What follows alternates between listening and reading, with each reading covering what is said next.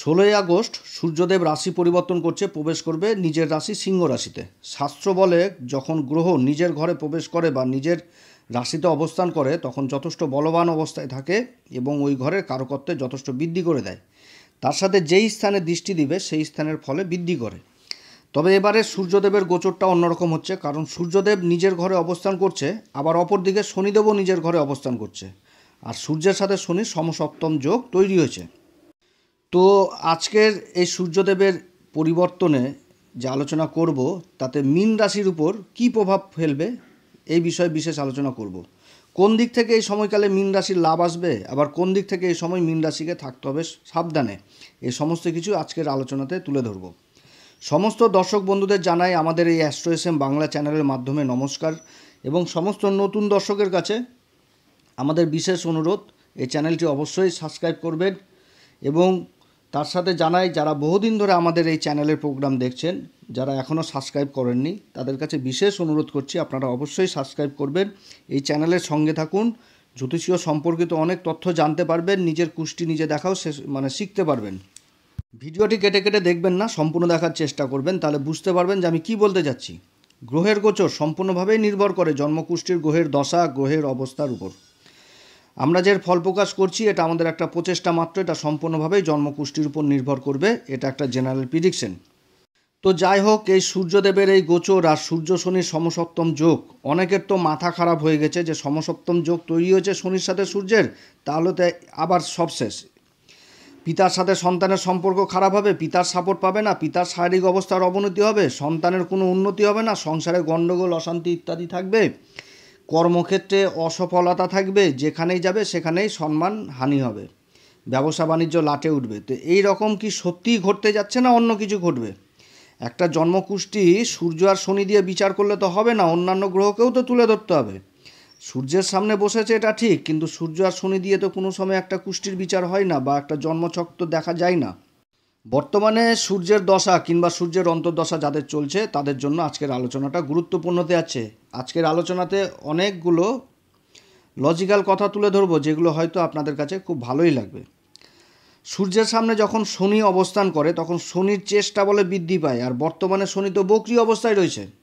তাহলে শনি বক্রী অবস্থায় যে চেষ্টা বল বৃদ্ধি, মানে চেষ্টা বল তো বৃদ্ধি রয়েছে, এবার সূর্যের অবস্থানে শনির চেষ্টা বল আরও বৃদ্ধি পেয়ে গেল। আর শনিদেব বর্তমানে দেবগুরু বৃহস্পতির নক্ষত্র পূর্বা ভাদ্রপদে বক্রী অবস্থায় রয়েছে। তাহলে সবার প্রথম হচ্ছে যে শনি যথেষ্ট ভালো অবস্থায় রয়েছে, তবে শনি একটি পাপ গ্রহ, এর তো পাপ প্রভাব কিছু না কিছু থাকবেই, ও যতই অবস্থায় ভালো থাকুক। যেহেতু দেবগুরুর নক্ষত্র অবস্থান করছে শনি, আবার রাহু কিন্তু শনিদেবের নক্ষত্র অবস্থান করছে উত্তরা ভাদ্রপদে, তাহলে কিন্তু রাহু শনিদেবকে যথেষ্ট বল দিচ্ছে। এবার দেবগুরু বৃহস্পতির সাথে শনিদেবের কেন্দ্রের সম্পর্ক হয়েছে, তার সাথে আবার দেবগুরু বৃহস্পতির সূর্যদেবের সাথেও কেন্দ্রের সম্পর্ক হয়ে গেছে। 26 তারিখ পর্যন্ত মঙ্গলদেবের সাথে সূর্যের আবার কেন্দ্রের সম্পর্ক হয়েছে, এবং মঙ্গলের চতুর্থ দৃষ্টি সূর্যদেবের উপর পড়ছে 26 তারিখ পর্যন্ত। তারপরে যখন 26 তারিখের পর মঙ্গল রাশি পরিবর্তন করে মিথুন রাশিতে প্রবেশ করবে তখন এই সূর্যদেবের সাথে কিন্তু লাভের সম্পর্ক হয়ে যাবে। তাহলে এইখানটাতে একটা জিনিস হচ্ছে কি, যে শনির যেরকম বল বৃদ্ধি পেয়েছে তার সাথে কিন্তু সূর্যদেবেরও বল বৃদ্ধি পেয়েছে, আর সূর্যদেবের বলটা বৃদ্ধি করছে কে? দেবগুরু বৃহস্পতি এবং মঙ্গল। মঙ্গল হচ্ছে সেনাপতি, সেনাপতির দৃষ্টি যখন রাজার উপরে পড়ে তাহলে রাজা তো বলি হবেই। এবার রাজাকে সেনাপতি পিছন দিক থেকে সামনের দিক থেকে যেভাবে হোক বল বৃদ্ধি করাচ্ছে। তারপরে আবার শনিও নিজের ঘরে রয়েছে, আবার সূর্যদেবও নিজের ঘরে অবস্থান করছে। তাহলে এখানটাতে কি হচ্ছে, যে শনি যে রাশিগুলোর কারকত্ব রাখছে সেই রাশিগুলোর ক্ষেত্রে যথেষ্ট ভালো ফল দিবে, কারণ শনি নিজের ঘরে অবস্থান করছে। তার সাথে সূর্যদেব যে রাশিগুলোর সূর্যদেবও কারকত্ব রাখছে সেই রাশিগুলোর ক্ষেত্রেও যথেষ্ট ভালো দেবে। হ্যাঁ, যদি সূর্যদেব নিজের রাশিতে না থাকতো, আর এই অবস্থাতেই যদি এই সমসপ্তম যোগ তৈরি হতো তাহলে একটা বিচারণীয় তথ্য আসতো যে সূর্য যে সমস্ত রাশির কারকত্ব রাখবে সেই রাশিগুলোর কিন্তু খারাপ হতো, কারণ সূর্যের দৃষ্টি তো শনির উপর পড়ছে, তাহলে তো শনির বল তো বৃদ্ধি পেয়ে গেল। তাহলে এই জন্য এইরকম একটা খারাপ পরিস্থিতি একটা তৈরি হতো। তবে এবারের পরিস্থিতিটা হয়ে গেছে অন্যরকম। সূর্য নিজের ঘরে অবস্থান করছে আর সূর্যকে সাপোর্ট দিচ্ছে দেবগুরু বৃহস্পতি আর মঙ্গল। অর্থাৎ এই সময় শনি যে রাশিগুলোর কারকত্ব রাখবে, শনি যে রাশিগুলোর ভালো করবে, সূর্যদেবও সেই রাশি, মানে সূর্যদেব সেই রাশি যাদের যে রাশির ক্ষেত্রে কারকত্ব রাখছে সেই রাশির ক্ষেত্রে কিন্তু রেজাল্ট যথেষ্ট ভালো করবে। আর সূর্যদেবের রাশি হচ্ছে সিংহ রাশি, কালপুরুষ চক্রে সিংহ রাশি হচ্ছে পঞ্চম ঘরে। তাহলে এই সিংহ রাশিটা রাশিচক্রে যেই ঘরে অবস্থান করবে সেই ঘরের ফলে যথেষ্ট বৃদ্ধি করে দিবে। সূর্যদেব তার এই গোচরটি 3টি নক্ষত্রের উপর করবে। 16 আগস্ট থেকে 29 আগস্ট পর্যন্ত মঘা নক্ষত্র থাকবে, যার অধিপতি কেতু। আর 30 আগস্ট থেকে 12 সেপ্টেম্বর সূর্যদেব থাকবে পূর্বা ফাল্গুনী নক্ষত্র, এবং 13 সেপ্টেম্বর থেকে 15 সেপ্টেম্বর পর্যন্ত সূর্যদেব অবস্থান করবে নিজের নক্ষত্র উত্তরা ফাল্গুনীতে। এরপরে আবার রাশি পরিবর্তন করে কন্যা রাশিতে পরবর্তী সময়ে যাবে। তার সাথে বুধ এই ঘরে অবস্থান করছে, আবার শুক্রদেব এই ঘরে অবস্থান করছে সূর্যদেবের সাথে। তো বুধ 5 আগস্ট বকরি হচ্ছে, আর শুক্রদেব 24 আগস্ট পর্যন্ত থাকছে। আর বুধ আর সূর্যদেবের সাথে বুধাদিত্য যোগ, শক্তিশালী বুধাদিত্য যোগ তৈরি হবে এই সময়।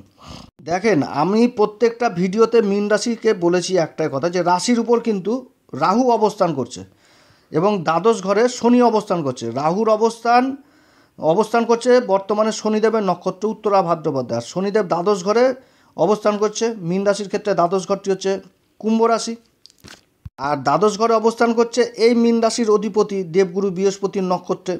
তো এই সময়কালে শরীর স্বাস্থ্যের দিকে যথেষ্ট খেয়াল রাখতে হবে মীন রাশিকে, তার সাথে মুখের বাণীর উপর যথেষ্ট খেয়াল রাখতে হবে, এবং খরচের দিকেও যথেষ্ট খেয়াল রাখতে হবে এই মীন রাশিকে। মানে রাহু এমন একটা পরিস্থিতিতে অবস্থান করছে, রাহু যথেষ্ট বলবান অবস্থায় রয়েছে, যেহেতু উত্তরা ভাদ্রপদে অবস্থান করছে। মুখের ভাষা কর্কশ হওয়ার খুব সম্ভাবনা থাকছে। সামনের লোক আপনার মুখের ভাষা শুনেই রেগে যাবে যে দাদা কি বলছেন, একটুতেই চটজলদি হওয়া, এগুলো জিনিস কিন্তু রাহু তৈরি করে। অতএব কারোর সাথে যখন কথা বলবেন তখন মুখ থেকে 100 গ্রাম চিনি বার করেই কথা বলবেন। মানে মুখের ভাষা এতটা মিষ্টি করবেন যে আপনার না হওয়া কাজও কিন্তু আপনার মুখের ভাষা দিয়ে হয়, এই রকম কাজ করবেন। তারপর আবার শনিদেবের 7.5 চলছে মীন রাশির। তো এই দুটি পাপ গ্রহ যে অবস্থায় রয়েছে মীন রাশির ক্ষেত্রে, এরা ভালো, শনি ভালো অবস্থায় রয়েছে, কিন্তু প্রাপ্যভাব তো নিজের প্রাপ্যভাব থেকে তো কোনো সময় বেরিয়ে আসতে পারবে না। এরা প্রাপ্যভাব যতই ভালো অবস্থাতে থাকুক এরা দিবেই। মীন রাশির ক্ষেত্রে সূর্যদেবের গোচর যথেষ্ট ভালো হচ্ছে। মীন রাশির ক্ষেত্রে অনেক দিক থেকে মীন রাশিকে এগিয়ে নিয়ে যাবে এই সূর্যদেবের গোচর। তবে বাধা সৃষ্টি করবে রাহু আর শনি, যথেষ্ট বাধা উৎপন্ন করবে, কারণ শনিদেবের 7.5 চলছে। সূর্যদেবের এই গোচর তার নিজের রাশি সিংহ রাশিতে একা অবস্থান করছে না, বুধ থাকছে, আবার শুক্রও থাকছে। বুধ হচ্ছে মীন রাশির ক্ষেত্রে 4র্থ ঘর, যেটা মিথুন রাশি, আর আপনার যেটা হচ্ছে সুখের ঘর 4র্থ ঘর, এবং 7ম ঘর হচ্ছে কন্যা রাশি। এই দুটি ঘরের অধিপতি হয়ে 6ষ্ঠ ঘরে সূর্যদেবের সাথে অবস্থান করছে, এবং এইখানে বুধাদিত্য যোগ তৈরি হয়েছে। তার সাথে সূর্যদেবের অবস্থানে আবার বিপরীত রাজযোগও তৈরি হয়েছে। আবার শুক্রদেব অবস্থান করছে। শুক্রদেব মীন রাশির ক্ষেত্রে কারক গ্রহ না, শুক্রদেব হচ্ছে 3য় ঘর বৃষ রাশি এবং 8ম ঘর তুলা রাশির অধিপতি হয়ে এই ঘরে অবস্থান করছে। আবার এই মীন রাশির অধিপতি এই শুক্রদেবের রাশি বৃষ রাশিতে কিন্তু অবস্থান করছে, এবং এই বৃষ রাশিতে আবার মঙ্গলও অবস্থান করছে। মীন রাশির ক্ষেত্রে মঙ্গল হচ্ছে কারক গ্রহ, ভাগ্যের ঘরের অধিপতি। অর্থাৎ এই সময়কালে রাশির অধিপতি দেবগুরু বৃহস্পতি আর মঙ্গলের মিলিত দৃষ্টি ভাগ্যের ঘরে পড়ছে, আর ভাগ্যের ঘরটা হচ্ছে কি বৃশ্চিক রাশি। তাহলে মঙ্গল কিন্তু এই সময় আবার নিজের ঘরকেই দেখছে। 26 তারিখ পর্যন্ত মঙ্গল দেখবে, তারপরে আবার রাশি পরিবর্তন করবে। যখন রাশি পরিবর্তন করবে তখন কিন্তু মিথুন রাশিতে আসবে 4র্থ ঘরে। এই সময় কিন্তু খুব ভালো মীন রাশির ক্ষেত্রে, কারণ এই মঙ্গল আবার তার উচ্চ ঘর মকর রাশিকে দেখবে। যেরকম কর্মের ঘরে দৃষ্টি দিবে, সেরকম আবার উচ্চ ঘর লাভের ঘর মকর রাশিকেও কিন্তু সেই সময় দেখবে। অর্থাৎ এই সময়কালে ভাগ্য যথেষ্ট সঙ্গ পাবে, কিন্তু বাধা উৎপন্ন করবে শনি আর রাহু। কর্মের ঘর থেকে 6ষ্ঠ ঘর হচ্ছে 9ম ঘর, আর 6ষ্ঠ ঘর থেকে কর্মের ঘর হচ্ছে 5ম ঘর, যার জন্য কর্মের বিচার কিন্তু এই 6ষ্ঠ ঘর থেকেও করা হয়। আর 6ষ্ঠ ঘর হচ্ছে কি কম্পিটিশনের ঘর, রোগ রিপু ঋণ ইত্যাদি এই ঘর থেকে দেখা হয়। এই ঘরে সূর্যদেবের অবস্থান মীন রাশির ক্ষেত্রে অসাধ্য কাজকে সাধ্য করবে। সূর্যদেব 16 আগস্ট থেকে 29 আগস্ট কেতুদেবের নক্ষত্র মঘাতে অবস্থান করবে, আর এই নক্ষত্রের অধিপতি কেতু বর্তমানে কন্যা রাশিতে রয়েছে। কন্যা রাশিটা হচ্ছে মীন রাশির ক্ষেত্রে 7ম ঘর, আর কন্যা রাশির অধিপতি বুধ আবার এই কেতুরই নক্ষত্র মঘাতে কিন্তু বক্রী অবস্থায় রয়েছে। আবার এই কেতুর উপর এই মীন রাশির অধিপতি দেবগুরু বৃহস্পতি শুভ দৃষ্টি পড়ছে। তাহলে কেতু যথেষ্ট শুভ অবস্থায় রয়েছে এই সময়, আর কেতুর সাথে রাশির অধিপতি দেবগুরু বৃহস্পতি 9ম পঞ্চম যোগ তৈরি হয়েছে। তো এই সময়কালে যারা ইন্টারন্যাশনাল ব্যবসা করছেন তাদের ব্যবসা বাণিজ্যে যথেষ্ট গ্রোথ বাড়বে। শনিদেব কিন্তু সমস্যা তৈরি করবে, শনিদেব যথেষ্ট ভালো অবস্থায় রয়েছে কিন্তু সমস্যা তৈরি করবে। দেশের কাজগুলো করাবে কিন্তু আবার সমস্যাও তৈরি করবে। তবে এই সমস্যার আবার সমাধান হবে, যেমন খরচাপাতি বাড়িয়ে দেওয়া, মানসিক টেনশন, অশান্তি, এই সমস্ত কিছু করবে কিন্তু শনিদেব। আর সমস্যারও সমাধান হবে, কারণ রাশির অধিপতি দেবগুরু বৃহস্পতির সাথে শনির সম্পর্ক কেন্দ্রের হয়েছে এবং দেবগুরু বৃহস্পতির নক্ষত্রে শনি অবস্থান করছে। আর রাশির উপর অবস্থিত রাহু, তার সাথেও রাশির অধিপতি দেবগুরু বৃহস্পতির লাভের সম্পর্ক হয়েছে। তো সমস্যার যথেষ্ট তৈরি হবে, কিন্তু সমস্যার আবার যথেষ্ট সমাধানও হবে। এই সময়কালে ভাগ্য যথেষ্ট সঙ্গ দিবে, কারণ দেবগুরু বৃহস্পতি আর মঙ্গলের দৃষ্টি পড়ছে ভাগ্যের ঘরে। ভাগ্যের সঙ্গেও সঙ্গ যথেষ্ট পাবে এই মীন রাশি। যারা সরকারি বেসরকারি কর্মলাভের জন্য ইন্টারভিউ আদি দিয়েছেন, তাদের কর্মলাভের প্রবল সম্ভাবনা থাকছে। তার সাথে যারা ব্যবসা বাণিজ্যে যে একটা কম্পিটিশন, এই কম্পিটিশনে কিন্তু মীন রাশি এ সময় যথেষ্ট এগিয়ে থাকবে। যারা ব্যাংকিং সেক্টরে কাজের চেষ্টা করছেন, যারা আইটি সেক্টরে কাজের চেষ্টা করছেন, যারা সফটওয়্যার ইঞ্জিনিয়ার, এই সমস্ত কাজের কর্মলাভ হওয়ার যথেষ্ট প্রবল সম্ভাবনা থাকছে এই সময়। আবার বিদেশজনিত কার্যকলাপগুলো যথারীতি বাড়বে এই সময়। বাইরে যাওয়ার জন্য চেষ্টা করছেন যারা, বা বাইরে কাজকর্ম করছেন, তাদের জন্য যথেষ্ট ভালো এই সময় হবে। এই সময়কালে প্রপার্টি সম্পর্কিত লোনের যারা চেষ্টা করছেন, তাদের লোন পাওয়ার বিশেষ সম্ভাবনা থাকছে। আবার এই সময়কালে যারা ধাতব পদার্থের কাজে যুক্ত, যেমন সোনা, তামা, পিতল, কাঁসা, লোহা ইত্যাদি কাজে যারা জড়িত রয়েছেন, তাদের জন্য যথেষ্ট ভালো সময়। তবে এই সময়কালে বিশেষ করে নিজের শরীর স্বাস্থ্যের দিকেও যথেষ্ট খেয়াল রাখতে হবে, কারণ কেতুর নক্ষত্রে সূর্যদেবের গোচর। যারা নেত্রপীড়ায় ভুগছেন, যাদের চোখের অসুখ, এই অসুখটা যথেষ্ট বৃদ্ধি পাবে এবং সংসারে কিন্তু অতটা ভালো পরিস্থিতি থাকবে না। কারণ কেতুর নক্ষত্রে যখন সূর্যদেব গোচর করে, তখন কিন্তু মনের মধ্যে অত্যধিক ক্রোধ, অহংকার, ইগো ইত্যাদিকে কিন্তু বাড়িয়ে দেয়। অর্থাৎ এই সময়কালে এই দিক থেকে যথেষ্ট দূরে থাকতে হবে। 30শে আগস্ট থেকে 12ই সেপ্টেম্বর পর্যন্ত সূর্যদেব অবস্থান করবে পূর্বা ফাল্গুনী নক্ষত্র, যার অধিপতি শুক্রদেব। আর এই শুক্রদেবের রাশি বিষ রাশিতেই রাশির অধিপতি দেবগুরু বৃহস্পতি অবস্থান করছে এবং তার সাথে মঙ্গল রয়েছে, তাদের ভাগ্যের ঘরে দৃষ্টি পড়ছে। এই সময়কালে যারা সোশ্যাল মিডিয়ার সাথে জড়িত রয়েছেন, যারা সিনেমা জগতের সাথে জড়িত রয়েছেন, যারা কলা বিভাগের সাথে জড়িত, যেমন সঙ্গীত, নৃত্য, চিত্র, এই সমস্ত কাজে যারা জড়িত রয়েছেন, তাদের কাজে যথেষ্ট গতি বাড়বে এবং সমাজে মান সম্মান লাভ করবে। কারণ পূর্বা ফাল্গুনী নক্ষত্র যে জ্যোতিষশাস্ত্র বলছে, এই নক্ষত্রের আকর্ষণ ক্ষমতা হচ্ছে প্রবল। এই নক্ষত্রের জাতক জাতিকারা যদি ভিড়ের মধ্যেও থাকে, তো সেই ভিড়কে নিজের দিকে আকর্ষণ করার ক্ষমতা রাখে। আর গ্রহদের রাজা সূর্যদেব এই নক্ষত্রেই কিন্তু অবস্থান করছে এই সময়। এই সময়কালে যারা হস্তশিল্পী, তারা নিজেদের কর্মক্ষেত্রে নিজেদের প্রতিভাকে তুলে ধরে সমাজে মান সম্মান লাভ করবে। এই সময়কালে যারা কসমেটিকের ব্যবসা করছেন, যারা রেডিমেড গার্মেন্টের কাজে যুক্ত রয়েছেন, যারা মিডিয়া সেক্টরে জড়িত রয়েছেন বা আইটি সেক্টরে জড়িত রয়েছেন, সেলসের কাজে যারা জড়িত রয়েছেন, তাদের জন্য এই সময় যথেষ্ট ভালো। আবার যারা ফাইন্যান্সের কাজে জড়িত রয়েছেন, যারা ইন্স্যুরেন্সের কাজ করছেন, এলআইসির মতন কাজে যারা জড়িত রয়েছেন, তাদের জন্যও যথেষ্ট ভালো। এই সময়কালে যারা উচ্চশিক্ষার্থী, যারা মেডিকেল ডিপার্টমেন্টে জড়িত রয়েছেন, তাদের জন্য যথেষ্ট ভালো। উচ্চশিক্ষা লাভের জন্য বাইরেও যাত্রা হবে। যারা রিসার্চ জাতীয় বিদ্যার সাথে জড়িত রয়েছেন, তাদের জন্য যথেষ্ট ভালো।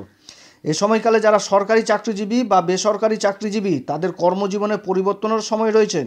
এই সময় যারা ব্যবসার ক্ষেত্রে ব্যবসা করছেন, তাদের ক্ষেত্রেও পরিবর্তন হওয়ার সম্ভাবনা রয়েছে। হয়তো সেটা মহাজনের দিক থেকে হতে পারে।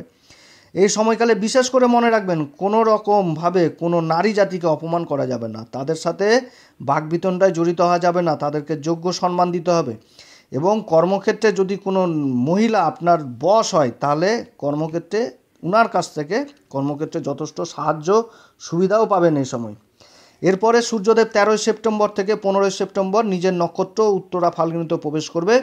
একেই তো ষষ্ঠপতি, তারপর আবার নিজের নক্ষত্রে অবস্থান। এই সময়কালে কর্মক্ষেত্রে কোনো দরকারি কাগজপত্র যেগুলো আটকে পড়েছিল বা অমীমাংসিত ছিল, এই সমস্ত কাজ সম্পূর্ণ হওয়ার প্রবল সম্ভাবনা থাকছে। যেমন কল লেটার হতে পারে, অ্যাপয়েন্টমেন্ট লেটার হতে পারে, কিংবা প্রজেক্টের কোনো কাগজ হতে পারে যেটা অনেক আটকে পড়েছিল, ঝুলেছিল, হাতে পাচ্ছিলেন না। এই সমস্ত সরকারি কাজগুলো বা কাজগুলো যথেষ্ট হওয়ার সম্ভাবনা থাকছে। শত্রুরা এই সময়কালে অনেক দূরে থাকবে। শত্রুরা আপনার অনেক পিছনে লাগবে, কিন্তু কিচ্ছু করতে পারবে না। তবে নিজের শরীর স্বাস্থ্যের দিকে যথেষ্ট খেয়াল রাখতে হবে, কারণ সূর্যদেবের বিপরীতে শনিদেব অবস্থান করছে। আর সূর্যও যেরকম বলি, সেরকম শনিও কিন্তু বলি।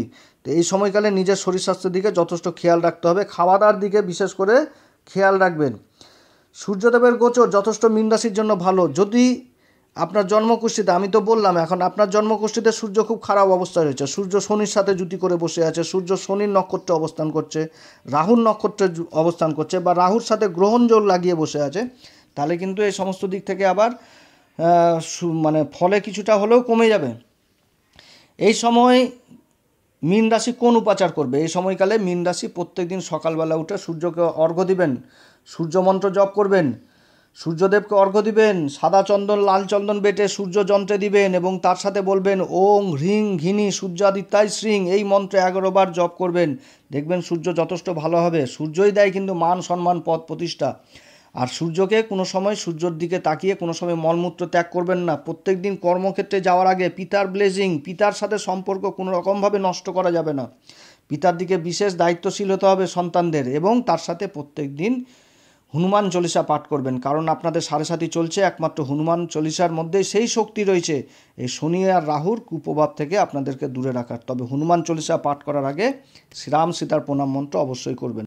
অতএব প্রিয় দর্শক বন্ধুরা, আজকে অনেক কথাই মীন রাশির সম্বন্ধে আলোচনা করলাম। যদি আমাদের এই পরামর্শ সত্যিই কার্যকরী মনে হয় তাহলে আমাদের এই অ্যাস্ট্রো এসএম বাংলা চ্যানেলটিকে অবশ্যই সাবস্ক্রাইব করবেন। আপনারা সবাই ভালো থাকেন, ঈশ্বর আপনাদের সবার মঙ্গল করুক। নমস্কার, ধন্যবাদ।